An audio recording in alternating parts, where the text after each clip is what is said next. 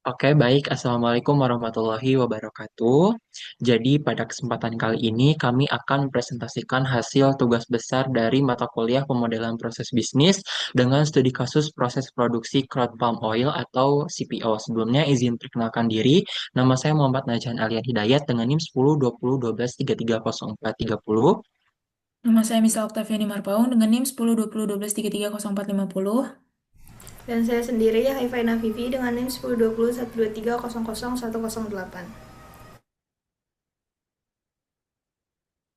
Oke, jadi pada soal nomor satu diminta untuk menggambarkan proses CPO dimulai dari awal sampai akhir, di mana proses dimulai dari TBS yang datang dari perkebunan pertama kali akan masuk ke stasiun timbangan untuk mencatat tonase dan data pemasok. Setelah itu dilakukan sortasi visual, yaitu pengecekan tingkat kematangan buah, panjang tangkai, serta adanya kontaminan seperti batu atau pasir.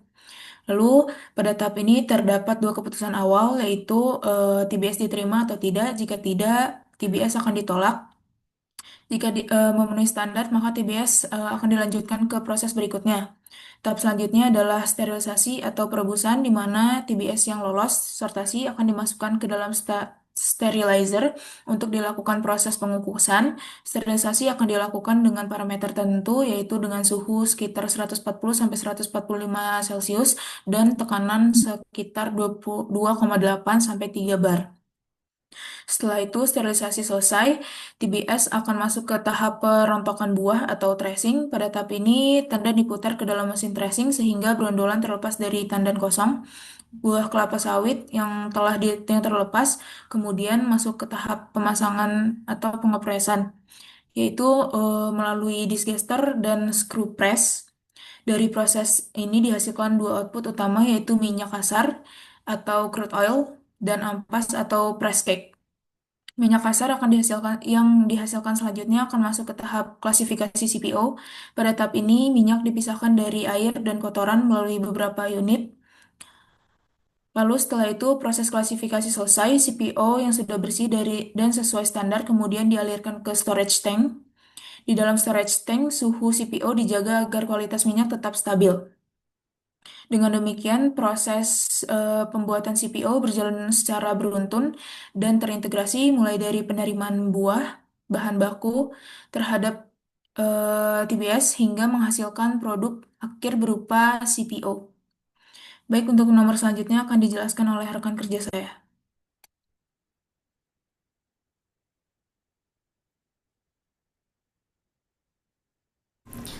Baik, di nomor selanjutnya, apabila terdapat ketidaksesuaian pembuatan CPO di mana kadar air CPO terlalu tinggi atau warna CPO yang terlalu gelap, maka kita diminta untuk menggambarkan proses bisnis untuk memperbaiki ketidaksesuaian tersebut yang diawali dengan identifikasi penyebab masalahnya.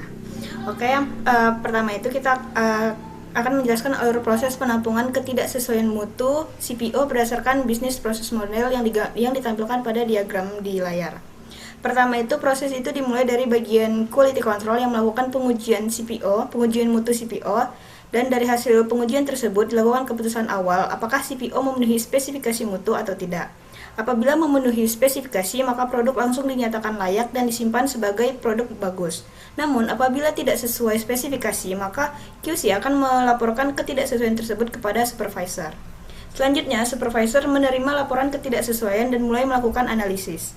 Di tahap ini, supervisor akan menganalisis kondisi produk, menentukan CPO yang masih memungkinkan untuk diproses, dan juga mengidentifikasi penyebab utama dari ketidaksesuaian.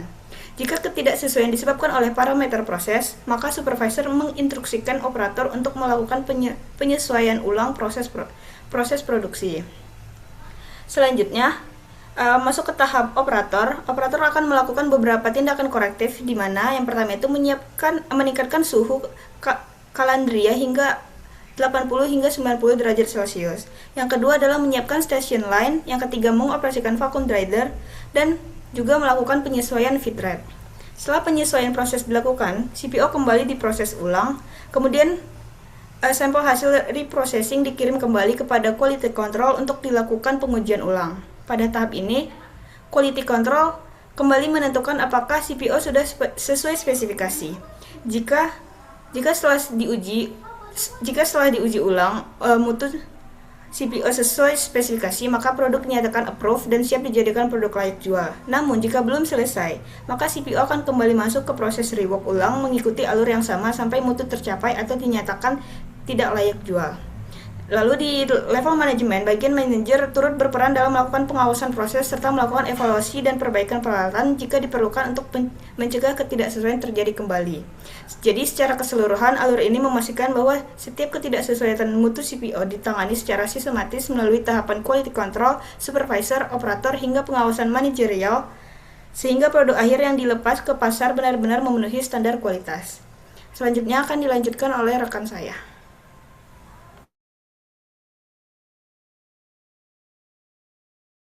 Yuk. Oke, selanjutnya di sini ada 18 komponen model proses dalam produksi CPO. Yang pertama itu ada proses owner, yang mana kepala pabrik yang bertanggung jawab atas keseluruhan proses. Yang kedua itu ada aktor, terdiri dari operator stasiun, quality control, dan supervisor produksi yang menjalankan proses di lapangan. Kemudian yang ketiga itu ada input berupa tandan buah segar atau TBS dari pemasok. Yang keempat itu ada output, adalah CPO yang sudah sesuai standar mutu. Yang kelima itu ada customer, yaitu industri pengolahan lanjutan atau eksportir dari CPO.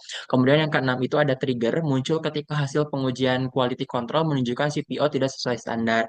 Kemudian yang ketujuh itu ada aktivitas yang dilakukan adalah untuk mengidentifikasi penyebab dari ketidaksesuaian mutu. Kemudian yang kedelapan itu ada keputusan menentukan apakah CPO itu layak atau tidak layak. Kemudian kesembilan itu ada aturan bisnis mengacu pada standar mutu CPO. CPO perusahaan. Kemudian ke 10 itu ada kontrol yang dilakukan untuk monitoring suhu, aliran, dan waktu retensi dari proses. Kemudian yang ke 11 itu ada sumber daya yang meliputi mesin clarifier, vacuum dryer, heater, dan pompa. Kemudian yang ke 12 itu ada informasi yang berupa data hasil dari uji mutu CPO itu sendiri. Kemudian yang ke 13 itu ada sequence flow yang menunjukkan alur dari quality control sampai keputusan akhir. Kemudian yang ke 14 itu ada exception, yaitu kondisi mutu tidak sesuai yang contohnya itu seperti kadar air tinggi atau warna gelap. Kemudian yang ke-15 itu ada corrective action yang berupa rework atau segresi dari si produknya. Kemudian yang ke-16 itu ada preventive action yang dilakukan agar masalah itu tidak terulang lagi. Kemudian yang ke-17 itu ada verifikasi, itu tuh adalah uji ulang dari kualitas CPO-nya itu sendiri. Kemudian yang terakhir itu ada N-event yaitu produk disetujui atau di reject. Mungkin cukup sekian presentasi tugas dari kelompok kami. Mohon maaf apabila ada kesalahan dan kekurangan. Wassalamualaikum warahmatullahi wabarakatuh.